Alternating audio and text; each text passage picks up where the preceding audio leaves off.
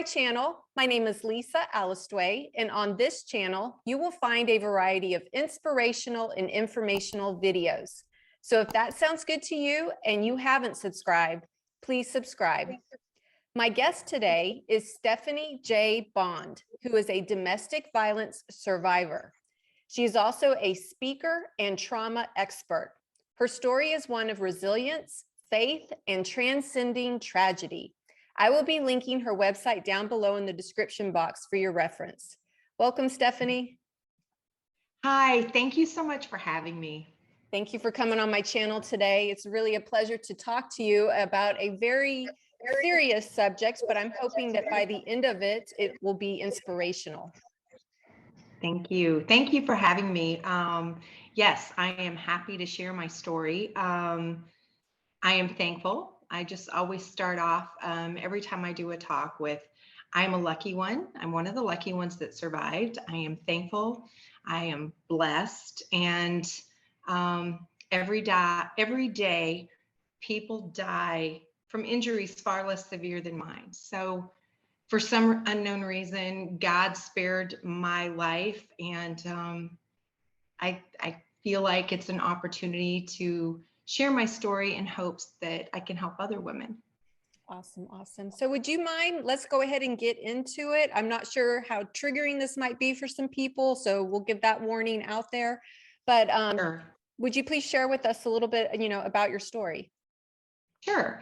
So I was married to my college sweetheart for almost 22 years. We had 4 children together, and we had a business.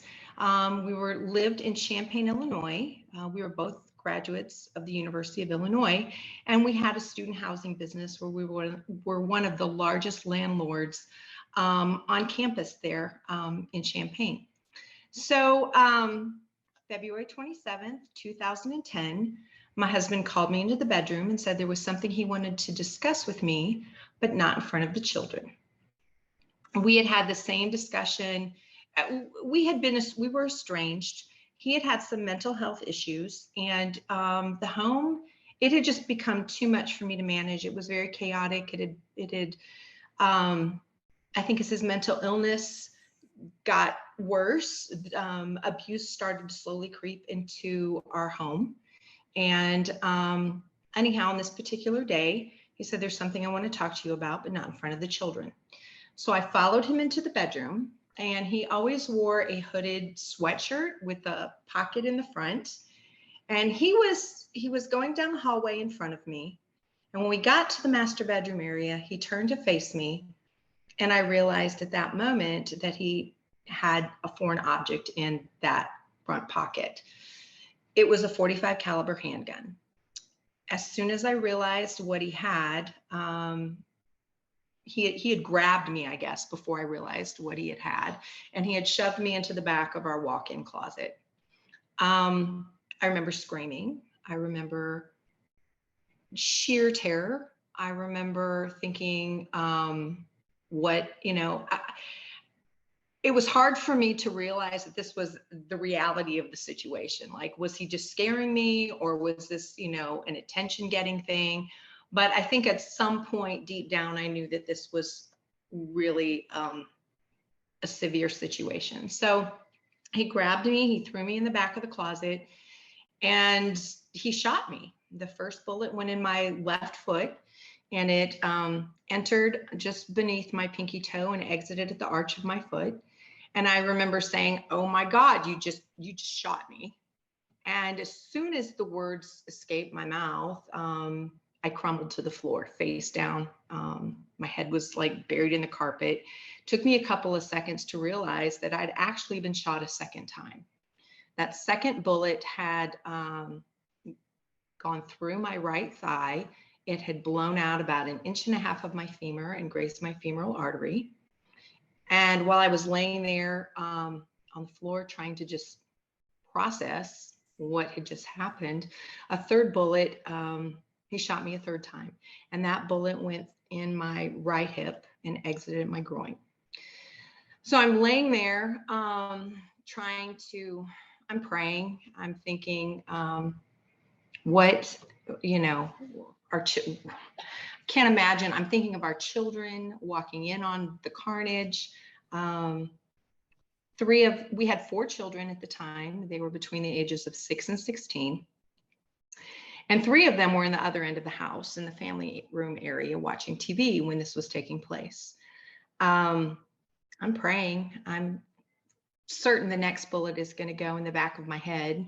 Instead, he puts the gun in his mouth and pulls the trigger, falls next to me and dies.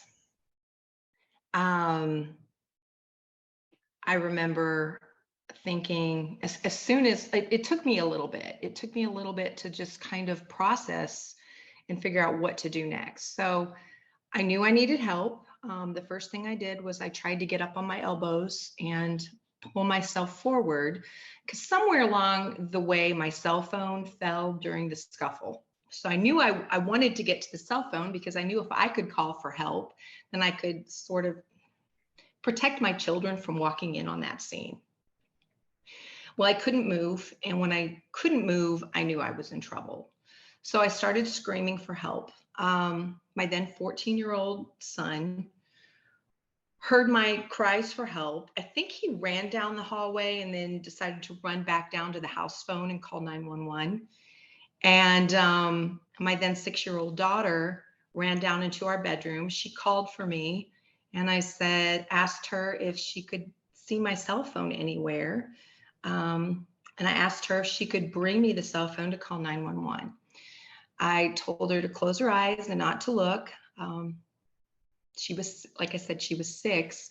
She stepped over her dad's body and brought me the cell phone. And my children saved my life. So it took about 15 to 20 minutes for the paramedics to get to the scene, because we lived in a rural part of Champaign County, in Champaign, Illinois, and our driveway was about a half a mile long before you could get to the house. And when the paramedics got there, they, had to secure the scene. They had to go to my husband first and make sure that he was deceased and that he was not a threat. And they got to me, and the EMTs got me to into the ambulance and to the hospital.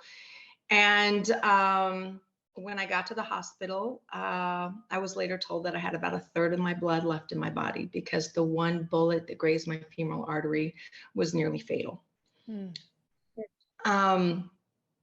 So the first surgery that they did, when I got to the ER, the first surgery they did was a vein graft to repair that artery that had been so damaged. And I woke up in ICU. I thought I was in ICU for about a day and was later told I was there for about a week. So I spent a month in the hospital. I graduated to a wheelchair where I spent a month. And then from there, I basically had physical therapy for a year. From the wheelchair, let me go back. I was in the hospital for a month, a wheelchair for a month. I graduated to a walker, and then eventually to a cane, and had a year of physical therapy, basically to learn how to walk and try to regain my balance. So. Wow, that is an incredible story. And the fact that you are here sharing it is just a testament in the strength of who you are as a person. So I just want to make a note that, we are in Domestic Violence Awareness Month. This is the month of October, and it is my honor that I get to hear your story, and hopefully this goes out to the people that need to hear this. Can I back up a little bit? Because I think there's a lot of lessons maybe that could be learned here. When we think about domestic violence, it's kind of a boiling point, I guess. Is there always like signs? It starts off maybe very minor, and then it escalates. Was that your situation? It was. Everybody's story. I feel like everybody's story is a little bit different, but then every time I share my story, people say this happened to me too. So the details might be different. And if you can, get to the 10,000 foot level, I think there's a lot of parallels and a lot of similarities, but it's really hard to see when you're in in the daily grind, it's really hard to see what's going on. So like I said, we were married for 22 years. We were business partners. We had 4 children. And again, at the time of the shooting, they were between the ages of 6 and 16. As I look back, there were just warning signs. That's one of the questions I get all the time. I couldn't see them. Was he abusive? He never hit me. He was never physically violent with me. The first time he got physical with me was 3 months before the shooting, and there was a protective order based on that incident. But now that I kind of have some perspective, there was certainly abuse for years. A lot of it had to do with emotional abuse, and certainly financial abuse. And the shooting took place 12 years ago. Financial abuse wasn't even talked about then. So I had to kind of educate myself a little bit on how some of the softer abuses oftentimes are precursors to the physical piece. So that's, I would say, and as his mental illness escalated, then he became more controlling, more paranoid, more accusatory, just more of everything. And I think I wanted to help him. Like, I wanted to believe that this was truly a hiccup in a long-term marriage. This was my partner for life. And whereas our marriage didn't start out this way, I thought that maybe this was just the middle piece where we needed some serious help, some serious intervention, and then we could grow on and grow, move on, grow old together, and, have 147 grandchildren, and life would be good and our business would thrive. I really wanted to believe that this was a hiccup. And I think my friends and family knew it was more serious than I could even realize at the time. And again, he didn't hit me. Right. And so the emotional abuse can be just as detrimental, though. And it's not just a verbal abuse that could be taking place. It could be done covertly, manipulatively. Like you said, the financial aspect. I mean, if you want to go into that story, I think that's really an interesting piece to all of this as well. And even in some domestic violence, there may not be like the physical abuse, but there might be a sexual aggression and sexual abuse that takes place. So for me, so I'm a CPA professionally. I graduated in accounting. Like, I know how to manage money. I manage other people's money. I was educated in that piece. And somehow, somewhere along the way, I ended up being a victim of financial abuse. When my husband died, he had business debt of over $25 million, and all of our assets were gone. So, and I think this is an important part of the equation. I think for people looking in, they think, oh, this person has been abusive. You should know better. Why didn't you see it? It doesn't work that way. They're baby steps. They're just incremental changes that I think the spouse, me, you can, you start to normalize. So it's like the first thing that happened was one of our assets, we were refinancing. It had to go into a corporation. My name wasn't on the corporation. Okay, I understand this. It was a financing mechanism. And then something else happened. His brokerage statements ended up, he went to online statements, but he never gave me access to it. So I couldn't tell that he was day trading our resources away. There's all these things that happen that you can explain, and you think they're one-offs. And it's hard to get the perspective that when there's so many one-offs, it's really a pattern. So when he died, he left a bankrupt estate. Now, thankfully, my name had been taken off of everything, so it didn't personally touch me, but there were certainly strong economic consequences. I mean, we had no savings for the children. When I moved to Texas, my parents had to buy my house for me because he had pretty much stripped me, or in our situation, I had been stripped of all of our financial wherewithal. And that was a real hard pill for me to swallow. So, and I think for so many women that they live in this shroud of embarrassment, of shame, of self-doubt, like I know better. Um, and so they're not transparent in talking about their story. And I think that that's a real problem for women as a whole, because then we kind of perpetuate that myth that it doesn't happen to us. I mean, statistically, it's 1 in 4. And in Texas, it's 1 in 3 women are, are faced with some sort of domestic abuse at some point in their life. If we think of it, we all know 3 women, right? Or we all know 4 women. And yet, how many of our friends or family members that are female talk openly about what their circumstances are? For me, I didn't believe those statistics until it happened to me. And once I started to be very transparent in my story, I was shocked at the number of people that came up to me and said, this happened to me too. But don't tell anyone. When I moved to Dallas, every corporate position I had a woman come up to me after they heard my story and say, this happened to me. I mean, there was a director at one company I worked for whose husband was a doctor. I mean, she was very accomplished, very educated, very professional. And she said she was married for 10 years and he slept with a gun in the bed next to them. I had another colleague tell me that her significant other, she was in a court situation because he was abusive to her. I mean, it's shocking. But again, because women don't share their stories, we live under the shroud of shame that I don't think we tend to think it always happens to those people over there. Right. But in reality, it's much more prevalent than we would ever imagine. Right. So can I ask you about his mental illness and recognizing the signs that he had?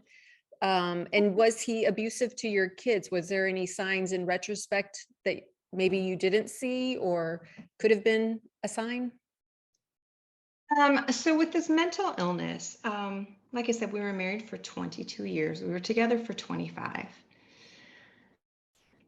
About 8 years before the shooting, he started to suffer from some serious anxiety and depression. And we had always attributed it to the fact that our business was growing so fast and we had a growing family and they were just normal pressures of life.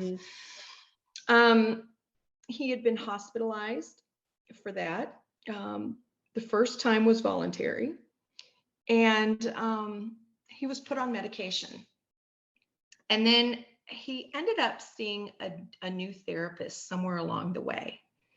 And this therapist, in fact, he was referred to her as she does everything. It's like going to Super Walmart. She does the therapy, she writes the prescriptions, she does it all. And she was a nurse practitioner, but in Illinois, it was legal for her. She had a doctor overseeing her, so it was all legal in the state of Illinois.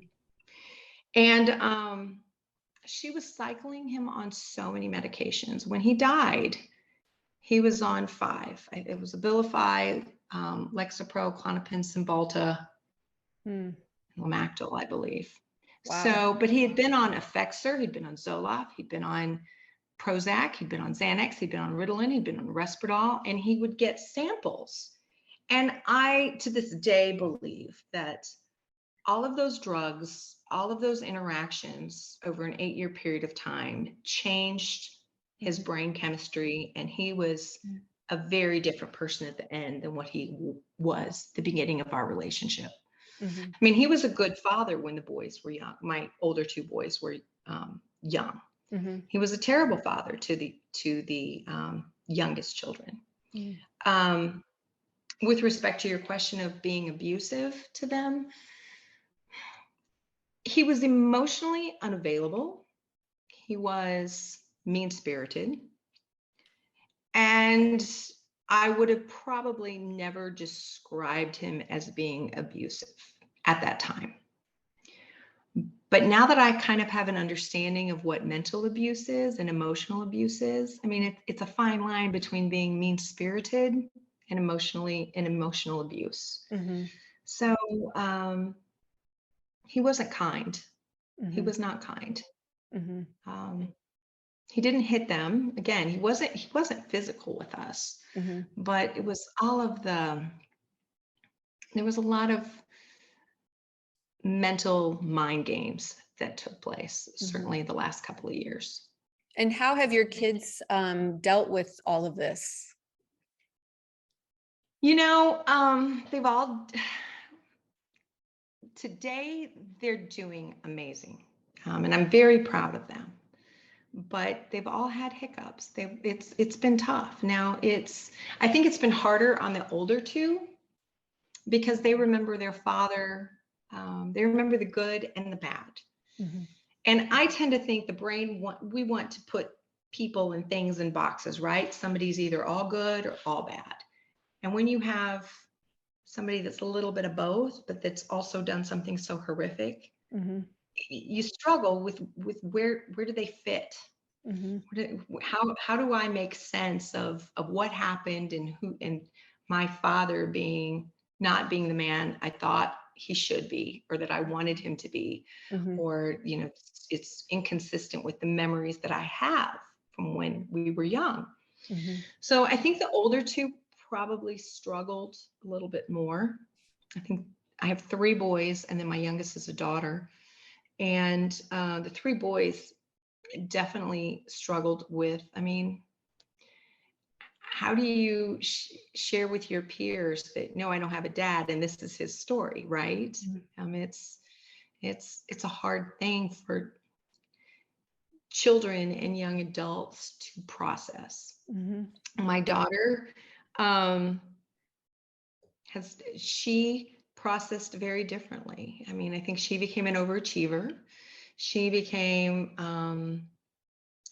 was 6 when this happened. Mm-hmm. And my recovery was, I mean, she needed a parent, right? So her father was no longer here. And I was so broken that her childhood was very different from the older children. I mean, I wasn't emotionally available because I was Recovering. recovering, Yeah. right? Recovering physically. Mm-hmm. And there's one other piece, like I forged ahead with the physical, and I wanted so badly to believe that if my physical wounds were healed, all would be right with the world and we'd be okay. So I remember when everybody says the first year is the hardest. So we got to that 1-year mark and I'm thinking, okay, everything will be fine. We'll have a new normal. And it didn't magically happen. So then we get to the 2-year mark, and 2-year wasn't much better than 1. Mm-hmm. And then 3-year, not much better. A little bit, just incrementally, but not enough to really, jump up and down about. So I wasn't available for her. And she learned to be very independent. I mean, when we moved to Texas, she was in the 3rd grade. And I would take her to the school bus. I would come home and just go to bed, try to look for a job, try to, do whatever I needed to do, just barely functioning. And meet her when she got off the school bus. But I don't remember much about that period of time. Mm-hmm. There are things my kids will say to me that I don't remember. And one of the things that makes me the angriest is that he stole my ability to be the kind of mom I wanted to be to those kids. Yeah. That was probably the biggest thing that was stolen from me. Yeah. Do you think his intention was to kill you like that day? Absolutely. Okay. So Absolutely. he thought you were dead. So And I then get that question a lot, right? But he shot me with a 45. So that's about the biggest bullet you can get in a handgun. Okay. And when it's close range, you can't aim it. So, the kick is so strong that you're either going to go up or you're going to go down. Oh, that's why you got it in the And foot. it went down. Mm-hmm. And it went down. Thank God it went down. Mm-hmm. And then again, we were in the back of our walk-in closet. So, I mean, we lived in a large house. We had 15 acres of land. It took the paramedics 15 to 20 minutes to get to me. Mm. So, yeah, he meant to kill me. He meant to kill you. He did. So Yeah. I saw that you have done a lot with gun violence. So what are your thoughts on this? And did he own the gun? Did he have it registered in his name? What's the story behind all that? Okay, so the first thing I will say with all of this is we will never legislate this problem out of society. We will never eradicate domestic violence through legislation. There's got to be other ways for us as a society to work together. In Illinois at that time, we had some of this. I mean, Illinois is known for having some of the strongest anti-gun legislation, strictest policies in the country. So he had been hospitalized 3 times for mental illness. It was illegal for him to possess any guns at that time. It was against the law. I reached out to the Champaign County Sheriff after he got physical with me in November. Okay, and so I called the police, I filed a report. He was arrested. He went to jail. I had an emergency protective order put in place. So this was November. The shooting was in February. I asked the judge I told the judge about the guns. It's all written. The judge told me, go across the street to the county sheriff's office. They remove guns all the time when there's domestic violence involved. I spoke with 2 attorneys that I knew that worked with divorce cases. And they said, oh yeah, they remove them all the time. The Champaign County Sheriff said that as long as my husband's name was on the title of the house, they didn't care if the collection was legal or illegal, they weren't going to remove the guns. Now, he had a collection of about 70. When he was in, because he had a collection, at one point it was legal and then it became illegal when he had mental problems, right? Did he hunt? Was he like target practice? Yeah. It was just a hobby to collect? Target. It was just a hobby. It was just a thing. It was just a collection. I had inventoried 27 of the handguns with the serial numbers and had taken that to the Illinois State Police, and they had discovered one of those guns was stolen. Now, he didn't steal it, but he had purchased a stolen gun. And they drugged their feet. They actually said, and this is documented, that it's no more than a messy divorce case and we're not getting involved. Wow. And I had a very limited time to get the guns out of the house. And so my best option was to have everything locked up. So I did the best I could with that. But no, it was illegal for him to have them. Yeah. I think he bought ammunition online. I think there were and the other part of the story is that there were members of the Illinois State Police and Champaign County Sheriff's Department that hunted on our property. They knew what was going on. And they would talk to me personally and they would say, our boss said not to get involved. So when we talk about all this gun legislation, until we start enforcing the laws on the books, I don't care about any more rules to follow because we're not following through with what's already out there. He would blow through the protection order repeatedly, and they could never catch him. I look back and I, as I talk about this, I get all the questions like, why didn't you do this? Why didn't you do that? And I've thought long and hard. There was nothing more I could do short of picking my children up and escaping in the middle of the night and being on the run. And that's not the answer. That's not the answer, So I did everything I was told to do. I did everything the right way to the best of my ability at that time, and it still didn't work. And this happens too much. There was a teacher, you might know about this story. There was a teacher in Wiley, I believe. middle of September, that was shot by her husband. It was a murder suicide. They both died and left 4 children behind. Now, I don't know the backstory of this, but I mean, you don't have to look very hard to see this is far too frequent in our Yeah. society today. Yeah. It's disturbing because it's like, what is the solution? How do we prevent these things? I mean, like you said, the cops, the laws are very limited as far as what they can do. I mean, it starts ultimately, I think, addressing the mental illness at the get-go. And what are your thoughts on this?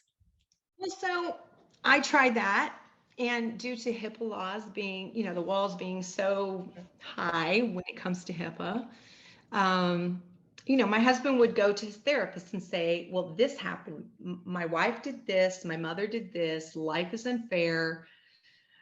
There's all these things happening to me. 60-70% of it wasn't true when there's no checks and balances in the system, right? So if he's going and saying these things happened, but they didn't happen, who's there to be the gatekeeper to make sure the story's straight? So he would go in and he would get medicated, another layer of medication and another layer of medication, and claim this one didn't work. But meanwhile, he had a stash over here. And mental health isn't talking to law enforcement, yet they're not talking to the caregiver. And so until you start connecting the dots, we're such a fraction society where everybody has their lane, but we're not treating the problem comprehensively. And, it was to shed light on this. There was one hospitalization that was involuntary. And he had been suicidal on several occasions, and this was a suicide attempt. And one of his attorney and I, we got him to the ER, and then they were going to take him to the mental hospital. They knew I was his spouse. They knew I was the one that got him to the hospital. When he got to the mental hospital, I had to take his other medications and some clothes. I call and I'm like, I'm coming in. And they're like, we cannot confirm or deny that this person is a patient, and we cannot speak to you. And I said, look, it's like 2 a.m. I've been dealing with this for 12 hours now, trying to get my husband the care that he needed. And you won't talk to me, really? And I have to come drop this stuff off. I mean, I'm all for privacy. I am all for protecting the patient, but we cannot protect the patient to the detriment of society. Yeah. We have to give the caregiver some respect when they are doing the best they can, and they cannot be shut out of the process. Most definitely. I get on a whole soapbox about that. Yes. So you have transcended this tragedy. And so I think that's amazing. Can you talk a little bit how you have gone from, 0 to 100 as far as your transformation? I think it was honestly because of my kids. I think they gave me the will to fight. I knew I was plan A and also plan B. And I think my heart broke for them because, yeah, it's still so inconceivable to me that somebody that professes to love somebody would hurt another human in this way, not just the physical, but the emotional, just all of that. So I think that was my biggest motivation. So the shooting was in 2010, by the end of 2012 or early 2012, sort of the house of cards with all the financial issues, it came crumbling down, and we had to start somewhere else. So we moved to Dallas. My brother lives here. I had family here, and I knew the economy was good. It just kind of made sense for me to, go somewhere. And so we ended up here. It was a hard move. It was a very, very hard move. We moved to the Plano area, Plano Frisco area, which is, um, for those that don't know, suburban Dallas. I was the only working mom in my daughter's third grade class. And, you can't be an involved parent when the PTA meeting's at 9:30 in the morning. So that was hard for us. My parents realized that we needed to start afresh, so they helped me get a house. And I moved here without a job. Then I went back into accounting, and then I've always been in commercial real estate in accounting and finance. So I ended up there. I took one job and hated it and was miserable. And when 12 months came along, I moved to the next job for a little bit more pay and a little bit higher position. And I did that for 3 or 4 years. I think my family thought I was nuts because can't you stay anywhere? But I knew that I had to earn I had to earn more. I knew I was capable of earning more. I knew I was qualified for a higher level position, and I had to do that to support my kids. So I did that every year. Can I ask you a I question? went back As you're going Yeah. through all of this, what is your brain? Is your brain compartmentalizing that trauma and just putting it in a box at this time? Or are you processing it during that time as well? No, I'm miserable. I'm sad. I'm depressed. So that went Like I on for said, there's years. periods. Yeah, it went on for years. I think I'm so busy every day. Like I'm just trying to get That's through a every coping day. mechanism. Yeah. It's just like, okay, I've got kids. My daughter was a gymnast. My son played lacrosse. I had another, the 2 older boys were in college. I was just busy. Just busy all the time. When were you finally like, I got to face this, look at it. I'm going to talk about it. I'm going to help other people. When did that really like hit you to feel the depths of So everything? I've always talked about it. So the Mhm. shooting happened at 4. We were on the 5 o'clock news in Champaign. And people knew us. Just we had 4 kids and 4 travel sports. It's a college town. I mean, people just knew our family. So I don't think I had the luxury of being private about our tragedy. So and then when I moved here, I think a coping mechanism was I just kind of vomited the story out to everybody, probably inappropriately. And my kids would say, "Oh God, Mom, they don't care. Just stop." But that was just Processing it. yeah, but I was very, very, very defeated. I was very much in the victim mentality. What I have come to learn is that there's sort of, if you look at a bell curve, right? So if you think about the abuse started, say, here, and it gradually, those incremental steps, it gets up to here, and say the peak is the shooting. That was about 8 years. It took me about 8 years to normalize. And I think each step along the way, each time I had a little win, it gave me a little more confidence to keep pushing. But it was painfully hard. It was awful. It was just awful. But I knew I couldn't stop, right? I had 4 kids. I couldn't stop. And I'm stubborn. So I'm like, this is not going to get me. This is not going to get That's me actually at all. a very good characteristic to help in Mhm. these types of things, because it's that grit that Right. gets you through the tough times. I went back to grad school when I was 50. And I got a master's because I knew I needed that for my career. And because this was another thing that was just kind of shocking to me. We'd always had our own business, right? So I'd managed employees of, a team of like 40 people. I'd done the accounting, the finance. I thought I had all these skills. When I come to Dallas, they're like, well, you don't have a linear career. We don't know what to do with you. We can't place you anywhere. So whereas I thought I had marketable skills, I didn't fit, like I wasn't a square peg in a square hole. And so that made it that much more challenging for me to get my footing professionally. So that's another reason, like, hey, I had to take the first job, and I was a little bit underhired and then kept moving on.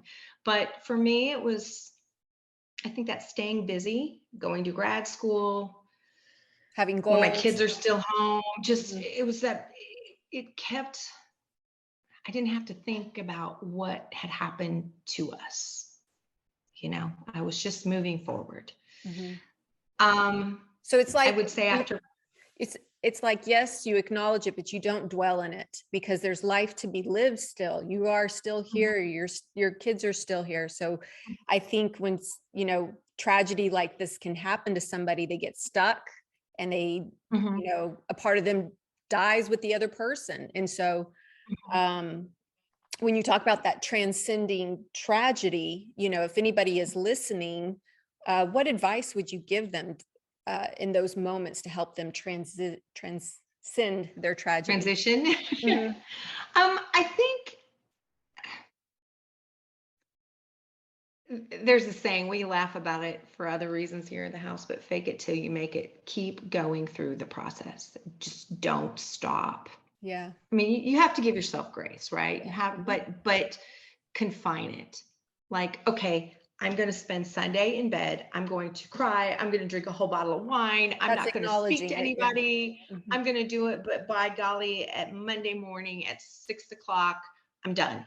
Like try to have some sort of controlled grief, um, a controlled way of falling apart, because you have to fall apart. You Mhm. can't just, you're not a machine. Right. Um, so you have to give yourself that grace. One of the things I think is still really hard for me is, and this is part of the story too. We have triggers, we have hiccups. I mean, this was a big deal. This just sucked. I'm sorry. It was just really bad all Why? the way Yeah. around. Yeah. And I think when people from the outside see us doing so well, they see us thriving, they forget what we've been through. And it's not like a band-aid that you just put over, the wound, and you tear the band-aid off and it's gone. Like, it's all healed. It scabs over and it goes away. That's not what this is. So reconciling that with to people that, are friends and family that don't have an appreciation for the depth of what we went through is sometimes It's a bit of a unimaginable. challenge. Yeah. If Right, right. it's Yeah. hard to like be in your shoes because nobody would know what that feels like unless you have been in your shoes. And we're doing well. Like, we're I mean, my oldest son does his own thing in social media. My second son graduated in mechanical engineering and has a serious girlfriend and is killing it in life. My third son's in the Navy. My daughter, I don't know if you saw, she was Miss Texas Outstanding Teen. She walked into her first pageant, won the state title, second runner-up at Miss America Outstanding Teen, ended up with a full ride to the University of Alabama. Mm. With the Miss America organization, you have to have a social impact pitch. Mhm. And hers was breaking the silence, using our family tragedy as, as her social impact. And that abuse often gets passed down from generation to generation. Children see bad behavior from their parents. They don't know any better. They don't know that it's abusive. So it gets, it carries Repeated. down to the next generation, and how she's dealt with that with her peer group, So, I mean, I'm very, very proud of her for being an advocate and carrying the Yes. torch and Yes. trying to make a difference as well. That's But a really good point about the cycle of violence that, you mhm, don't want your daughter to end up in the same situation as you with no. somebody who was abusive and they're abusing her, and she can break that cycle because she can learn from your example.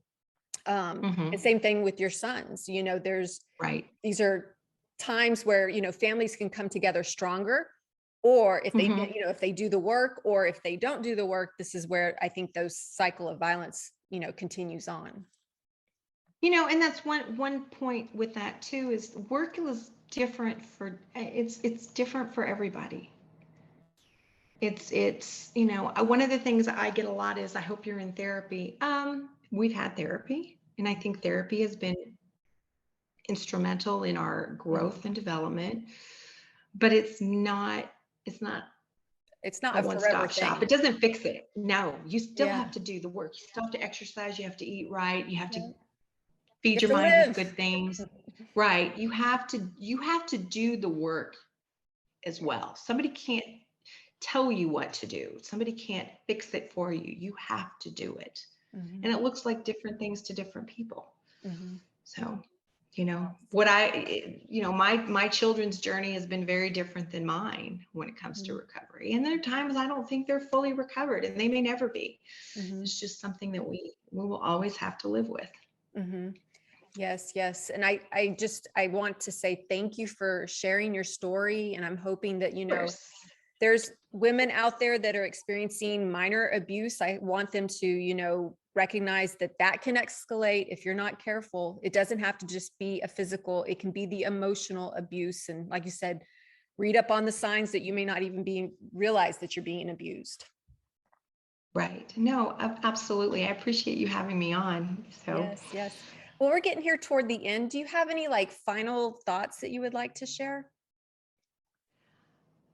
you know, um, if anybody out there is listening to my story and you're in an abusive relationship, go get help. Go get help. Just reach out to somebody. I get asked a lot of times, how should I help my friend? How should I help my daughter? Um, I will tell you, she's not going to leave until she's ready. And there's nothing you can say, nothing you can do to get her to leave until she's had enough. But when she is ready to leave, make sure she knows where the nearest shelter is. Make sure she has an emergency stash of cash. Be that person that she can count on, because she's going to need it. Mhm. And that actually is the most dangerous time for that woman, Mhm, is when she does mhm, leave, because then you have mhm, like the absolutely. stalking behavior and you have the, all the bad stuff that comes up. So they have to have a plan in place to think, Mhm. be prepared for Yes, yes. craziness when you leave. And be stealthy. I know it's hard to imagine that you have to be stealthy, you have to be somewhat secretive, you have to be private about your plans, especially when it's with respect to somebody you love and you care about. But that's it's self-preservation. You have got to take care of yourself. Mhm. So Most definitely. Most definitely. Well, very good. Thank you, Stephanie. I appreciate you thank coming on you, my channel Lisa. Of today and sharing. course. Yes. And if you Of guys course. like this video, please give it a thumbs up and leave a comment down below. And don't forget to subscribe and hit the bell to be alerted to when the next video drops. Thanks for watching.